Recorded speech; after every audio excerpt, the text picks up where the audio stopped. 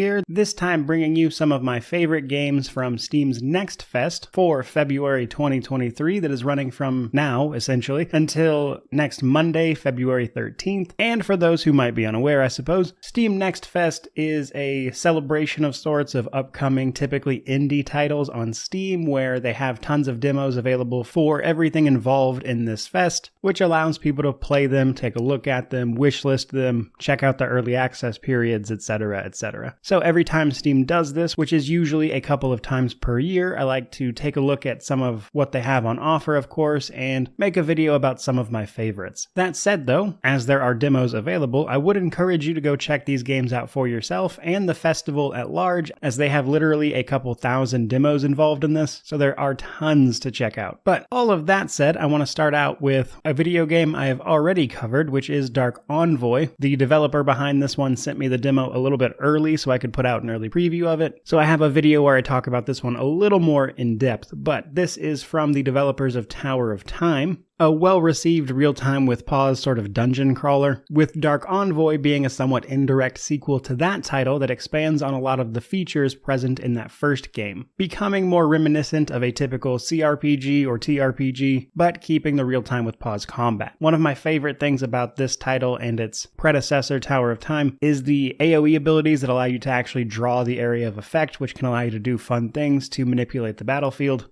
But beyond that, we play as two twins who are salvage hunters that get caught up in a war between a highly advanced human civilization and a more primalist elven civilization. Overall, though, really cool. I'll absolutely be reviewing this one when it comes out, but you should definitely check the demo out, as it's a pretty cool title. But that brings us to our second entry, and this is actually Urban Strife. This is a game I had heard about a little bit here and there, but it looked a little rough around the edges. And even in this demo, I would say you can definitely tell it's an indie. But Urban Strife aims to be a blend of post-apocalyptic zombie survival, an RPG storyline, and turn-based tactics all in one. While the demo doesn't exactly explain how the apocalypse happened, zombies are everywhere, you get saved shortly after, which brings you into contact with a small settlement doing the best they can to survive, but it doesn't end there. While we don't see a ton of this in the demo, ultimately they're aiming for a more standard CRPG here, really. There's apparently going to be 3 factions that you can ultimately ally with, which will see you traveling around a city, exploring a host of locations, all while battling both zombies and other survivors via turn-based tactical combat, while also managing a few survival elements, which will see you rebuilding and expanding your base, adding in an element of base building, in a way that reminds me of honestly like isometric State of Decay, which isn't a bad thing. I enjoy the State of Decay games, even though I haven't covered them on the channel. That said though, even from the demo, it's certainly a little bit clunky, even as far as these types of games go, so I'm curious to see how this one winds up panning out towards launch, as games in this genre tend to be difficult for indie devs to nail, especially right out of the gate. But that brings us to our third entry, and this one is Wandering Sword, which describes itself as a Chinese martial arts RPG where we play as a young swordsman caught up in a feud. After surviving a very near-death experience, we are put on the path of refining our own martial arts and combat skills to take revenge, it would seem, in what largely feels like a classic JRPG. There are a few things to note here that I think make this one especially interesting. For starters, the combat system. You'll be finding a bunch of martial art forms that you can upgrade on top of weapons that you can upgrade and use. There are multiple upgrade trees involving your actual base stats. So there's a good variation to the combat system just here in the demo. But what's more interesting than that is that while I didn't see it on display, personally, what they're planning is both real-time and turn-based combat, which will take place in a sort of arena. And I think it'll be especially interesting to see the real-time mode added to this, because if that is implemented well, I think it could be a lot of fun, because what little bit I played of the combat system here in the demo was enjoyable. The combat system itself seems like it has a lot of customizable elements to it. The world seemed interesting, much of which sees you traveling around an open world map to various hub locations, again, very JRPG. all of which makes for a great title to keep your eye on, as it's certainly showing a lot of promise, even just from this demo that I played, and it's feeling like a pretty smooth experience. But that brings me to the final entry on this particular list, and this is Void Train. Void Train is kind of like Subnautica and a couple of other games that you've kind of seen in that vein since then, but the premise of this one is that we are an engineer on an interdimensional train that we need to build up and defend. While we start the game with basically just a rail car and nothing else, we slowly start building up resources, constructing things,